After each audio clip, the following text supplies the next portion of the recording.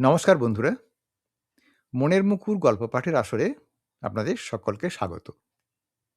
দেখুন বন্ধুরা, ২০ বছর পর হঠাৎ ফিরে এসে এক ভবঘুরে স্বামী যখন সোজা সাধু সেজে সোনাদানা আর তীর্থযাত্রার আবদার জুড়ে বসল, তখন স্ত্রীর চোখের পলক নিমেষে পাল্টে গেল। যে মানুষটা ভেবেছিল যে বউকে আগের মতোই বোকা বানিয়ে সেঁকে নেবে লুচি, তার কপালে শেষ পর্যন্ত কোন চরম পরিণতি অপেক্ষা করছিল তা জানতে হলে আপনাকে তো অবশ্যই শুনতে হবে হাসির গল্পের জাদুকর শিবরাম চক্রবর্তীর এই দম ফাটানো হাসির গল্প মোক্ষলাভ। তাহলে দেরি কেন? আসুন আমরা ডুব দিই শিবরাম চক্রবর্তীর সেই দম ফাটানো হাসির গল্প মোক্ষলাভে। মোক্ষদা এই হোটেলে আছে আজ অনেক কালই হলো। গোড়ায় ঝি হয়ে ঢুকেছিল, তারপরে গিন্নি হয়ে ওঠে। হোটেলে মালিক মোক্ষদা লাভের পর মোক্ষ লাভ করলেন, আর তারপরে এই হোটেল মোক্ষদা লাভ করল। ডাল ভাত চচ্চড়ির হোটেল। আগে পাইস হোটেলই ছিল, এখন মাগ্গিগন্ডার বাজারে এখানে খেতে হলে টাকাতেও কুলোয় না। ডাল ভাত দিয়ে শুরু করে মাছ তরকারি সুরাহা করার পর মাংসের কি গলদা চিংড়ির কিনারায় পৌঁছতে হলে তো কথাই নেই, একবারে ৩ টাকার ধাক্কা। তা হোক, নামাবলি গায়ে লোকটা ট্যাঁক বেশ ভারী করেই এসেছে। তবে ট্যাঁক ভারী থাকলেই যে হালকা করতে হবে, ট্যাক্সও দিতে হবে, এমন কোনো কথা নেই। সবার কুষ্টি তার লেখেও না। হোটেলের দরজা পেরিয়ে লোকটা উঠোনে এসে দাঁড়ায়। মোক্ষদা দা নিয়ে তখন দাঁতন ছুলছিল। তার হোটেলে বাইরের নগদা খদ্দের ছাড়াও চিরকেলে বাসারে কয়েকজন আছে, তাদের জন্যই দাঁতন। ২০ বছর বাদে এখানে এলেম, কিন্তু একটু তো বদলায়নি কোথাও। দেখছি সব আগের মতোই ঠিক আছে। চারদিকে তাকিয়ে লোকটা যেন জনান থেকেই জানায়, খালি মুখগুলোই যা অচেনা। চোখ তুলে তাকায় মোক্ষদা। তার চোখ কি একটু চকচক করে ওঠে?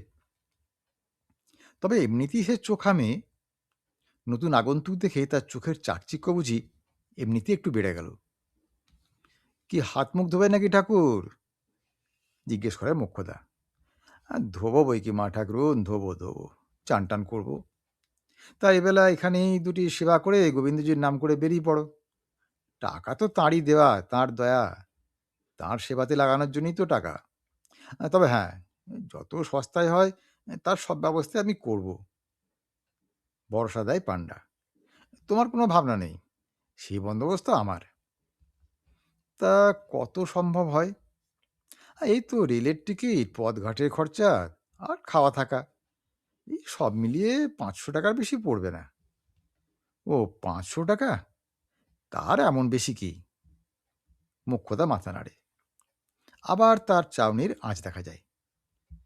হাসির ছোঁয়াচ লেগেই বুঝি। হ্যাঁ, বেশি কি এমন? তা ১,০০০-৩,০০০ টাকা হলে অবশ্যই চারধামেই ঘুরে আসা যায়, আমি ঘুরে আনতে পারি। আরও ভ্রমণকারী নিয়ে এসে পারে পান্ডা। ৫০০ পাড়ের পথে পাঁচালী।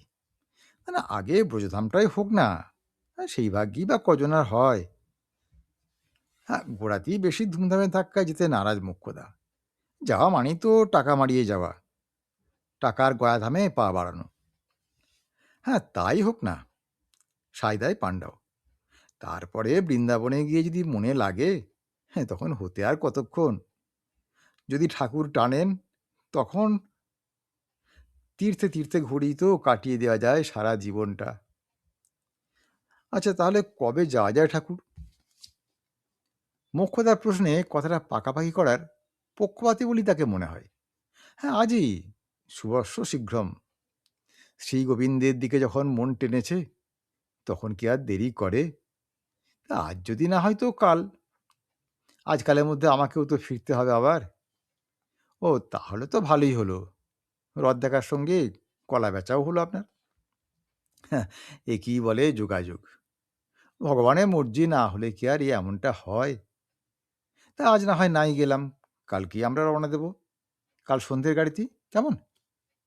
তুমি তাহলে এর মধ্যেই সব গুছিয়ে রেখো কিন্তু। আমি কাল সন্ধ্যের মুখে আসবো। কি গোছাতে হবে? মোক্ষদার প্রশ্ন। কি নিতে হবে সঙ্গে? ওই তো শুধু সতিনেক টাকা তুমি আমায় এখন দেবে। ওই টিকিট ফিট কাটতে হবে তো। আর তাছাড়াও আরও কিছু রাখো তোমার সাথে। বিদেশ বিভুঁয়ে হাতে টাকা রাখা তো ভালো। কখন কি হয় কেউ বলতে পারে। আর তাছাড়া আর কি নেবে? তোমার কাপড়-চোপড় আর ২-১ খানা গয়না যদি নিতে চাও নিও পুঁটুলিতে, কিংবা একটা সুটকেসে। আজকালকার যা ফ্যাশন। ও ঠাকুর, এই সুটকেসের ফ্যাশন আজকের নয়, ২০ বছর আগেও তো ছিল।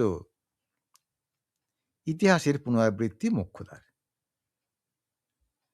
টাকাটা তুমি আজকেই দিতে পারো আমায়, তোমার টিকিট কেটে আনবো একেবারে, কিংবা কাল বেরোবার সময় না হয় দিও, যেমন তোমার ইচ্ছে। গাড়ি তো সেই সন্ধেই। সন্ধ্যের গাড়িতে বড্ড ভিড় বাপু। মোক্ষদা আপন মনেই আলোচনা করে যে আপিস ফেরতে বাবুরা তখন ফেরে কি না। হ্যাঁ, ভিড় তো একটু হবেই, তা নয় হলোই বা, যাওয়া নিয়ে তো কথা। আর সেই ভিড়ের ভেতর আবার টিকিট চেকার আছে। থাকুক না, টিকিট তো থাকবে তোমার কাছেই। তা থাকবে বটে, কিন্তু তুমি তো থাকবে সেই পাশের কামরায়। আরও সব অনেক যাত্রীরা থাকবে না তোমার সঙ্গে? তাদের কাছে তো তোমায় থাকতে হবে। কি ঠাকুর, তাই তো? তা তা তা তো বটেই। ঠাকুর যেন একটু ঠোক্কর খায়, আমতা আমতা করে বলে। আর আমার সুটকেসটা, সেও তো থাকবে তোমার জিম্মাতেই। সেই সুটকেসে আমার সব জিনিসপত্র, টাকা কড়ি সব কিছুই থাকবে। আর যদি এক আধখানা গয়না নেই, তাও থাকবে। হ্যাঁ, তা তো থাকবেই। হাজার হাজার টাকার জিনিস গচ্ছিত থাকে পান্ডার কাছে। পান্ডাকে কেউ কি অবিশ্বাস করে? না না, অবিশ্বাস আর কিসের। তবে সে মুখ পড়ার টিকিট চেকারটা আসবে কি না, সে আসবে আবার ছিরামপুরে। এসে বলবে, বিনা টিকিটে যাচ্ছ যে বাছা? কেন, বিনা টিকিট কেন? পান্ডার টিকি নড়ে। একটু অবাক হয় সে। হ্যাঁ, আমিও তো সেই কথাই বলেছি কারকে, কিন্তু মুখ পড়াটা শোনে কি? সেসব কথা কি সে কানে তোলে? বলে, বারে, বেলুড়ে টিকিট কেটে এসেছো এত দূর, হ্যাঁ, আবদার তো মন্দ নয়, তো যাচ্ছ কোথায় শুনি? পান্ডা হাঁ করে শোনে মোক্ষদার কাহিনী, কিংবা শুনতে গিয়েই বুঝি হাঁ হয়। আমি বলি, যাচ্ছি বৃন্দাবন তিথি করতে। টিকিট চেকার হাসতে থাকে। তিথি করতে বৃন্দাবন, এই বর্ধমানের নোকাল চেপে? বলি, ও ভালো মানুষের মেয়ে, এ গাড়ি তো তোমার বৃন্দাবন যাবে না, বর্ধমান হয়েই ফিরে আসবে যে, ফেরত আসবে ফের আবার। পান্ডার হাঁকার আরও বড় হয়, আকারে বাড়ে, কথা সরে না তার মুখে। তবে রে ড্যাকরা মিনসে। বাঘিনীর মতো মোক্ষদা ঝাঁপিয়ে পড়ে তার ঘাড়ে। এই ২০ বছর ধরে তোর পিতিক্ষে আমি আছি, তককে তককে রয়েছি কখন আসে কখন আসে। আবার তুই এসছিস আমার এই হোটেলে, ফের আমায় বৃন্দাবন দেখাতে? এই ২০ বছরেও সে ভোলেনি, বিষে বিষক্ষয় হয়নি একটুও। নামাবলিটা পান্ডার গলায় গামছার মতোই সে জড়িয়ে নেয়। দাঁড়া মুখ পোড়া, দেখাচ্ছি তোকে বৃন্দাবন। এক হাতে সে নামাবলি পাকড়ায়, আর আর এক হাতে হাঁকড়ায়। মোক্ষদার অপর হাতে নির্ঘাত মুখ্য, মোক্ষম দা। এই দামে মোক্ষদায় বুঝি তাকে বৃন্দাবন দেখাবে? মোক্ষদার হাতে, একবারে হাতে হাতে মোক্ষ লাভ। আজকের গল্প তাহলে এখানেই শেষ করছি। গল্পটি কেমন লাগলো তা কমেন্ট করে জানাবেন। আর যদি ভালো লাগে তাহলে একটা লাইক দেবেন ও গল্পটি শেয়ার করবেন। আর যদি মনের মুকুর চ্যানেলটি এখনও সাবস্ক্রাইব না করে থাকেন, তাহলে এখনই সাবস্ক্রাইব করে দিন। আজ তাহলে আসি বন্ধু, খুব শিগগিরই আবার হাজির হব এরকম একটি সুন্দর গল্পের ভিডিও নিয়ে। ততক্ষণ সবাই খুব ভালো থাকুন, সুস্থ থাকুন, আনন্দে থাকুন। নমস্কার।